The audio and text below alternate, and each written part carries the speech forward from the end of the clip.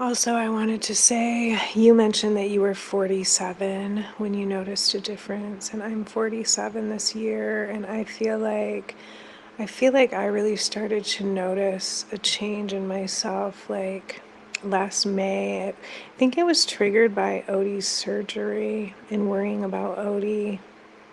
Just like a reckoning. That's what kind of started it. That's when I kind of like last spring started struggling with the gym and things like that. And then all summer it's just been a roller coaster.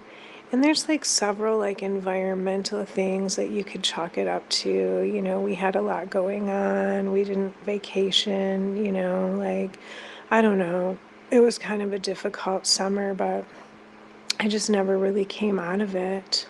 And that's when I really noticed these changes or having like more depression, type symptoms, even though, like we said, I don't feel depressed in like a clinical way. In a real way, I'm just been struggling literally for like 8, 9 months now is when it's really become noticeable. And I did turn 47 this year. So I was sailing through thinking, oh, I don't have my uterus. Everything's great. I think I'm through it. No, girl. No, she's not through it at all. And the anxiety, too. There's a lot to talk about anxiety, but like last week, I was hiking out in the desert alone and things like that.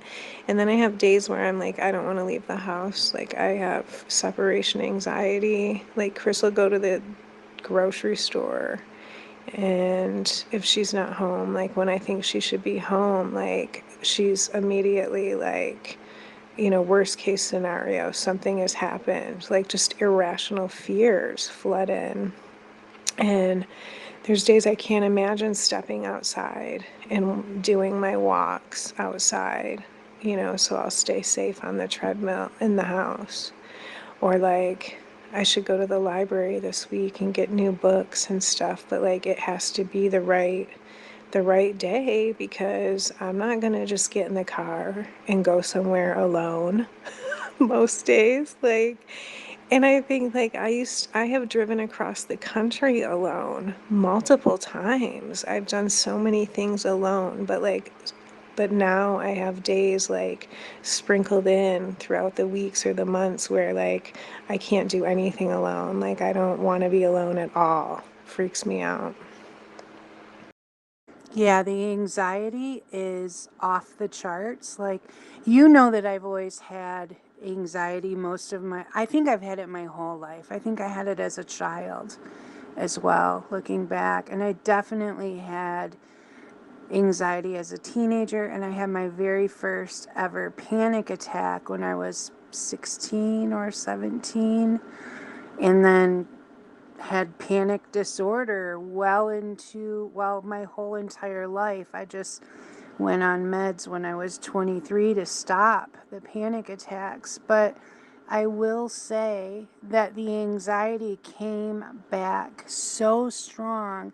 Adam and I were living in the van, doing van life. We were in Sedona at the time, and we're highly spiritual, and we're surrounded by all this beauty, and like life was good. We both had full-time jobs. We were making so much money. We lived in our van. We had really good friends. Did I say surrounded by beauty? Because I just think Sedona is one of the most beautiful places on earth.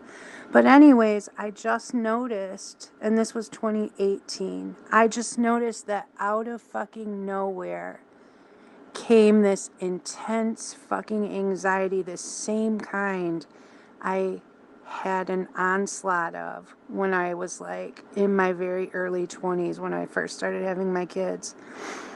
And that's the reason why we quit van life and why we left Sedona and went back to Texas. Because my anxiety was so bad. I wasn't on any medications. No medications, period.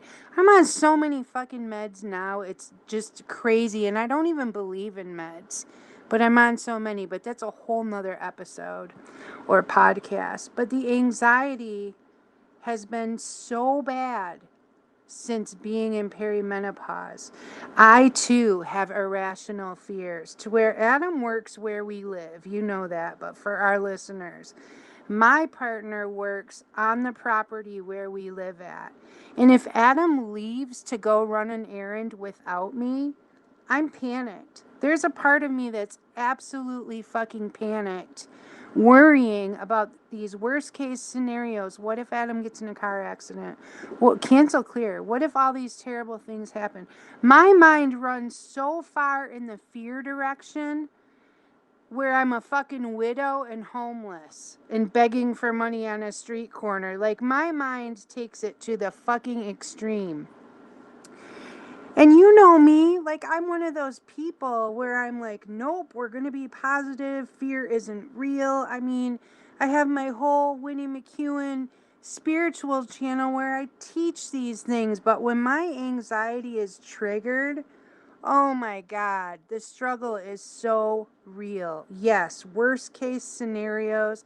Driving in the car, well, okay, it's not as bad if I'm driving, but I've noticed the last couple years, I barely can go on freeways. I am white knuckling it the whole time. My mind is racing. I'm thinking everybody's driving too fast. Oh my God, if that person just taps their brakes, it's going to be an 18 car pileup. Like, I'm so focused on the fear and the anxiety. You mentioned to me that, oh, you should try riding in the back seat. It's much better, and I did. I did the last time we had to like go down to Detroit for something, and it was better. But I mean, the anxiety from these hormonal changes is so freaking hard. I think it's one of the hardest parts for me out of all the symptoms and all the things. For perimenopause, the anxiety has been the worst. It has made me not want to leave my house as much. It's made me not want to interact with people. It's made me change things about my life. I'm on 2 different kinds of medication now for anxiety, of which is a whole nother topic where I'm constantly self-monitoring and trying to take the smallest amount possible. And that's a whole fucking thing where I'm really hard on myself as well. But I just wanted to respond to the anxiety thing. And I think that we should actually talk a lot more about this in another episode because I think anxiety is one of the worst symptoms of perimenopause.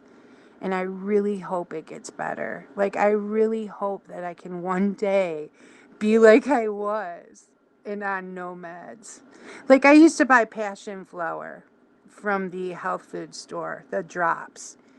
And when I felt a little anxious, I would just use the passion flower drops. I can't believe that I lived in a van, A, that I didn't have a phone. I didn't have a fucking phone. I didn't have internet service, and I wasn't on any medications. And Adam and I would take off with like $100 to our name and travel across the country in a fucking van. Thinking about that now gives me so much anxiety. I'm like, bitch, there is so much that could go wrong. And you didn't even have a phone. And you didn't even have a Klonopin to take in case the worst thing happened. But that's just the extreme change in my personality. Thank you, anxiety. It's like, what is menopause or what has perimenopause brought us today? More anxiety.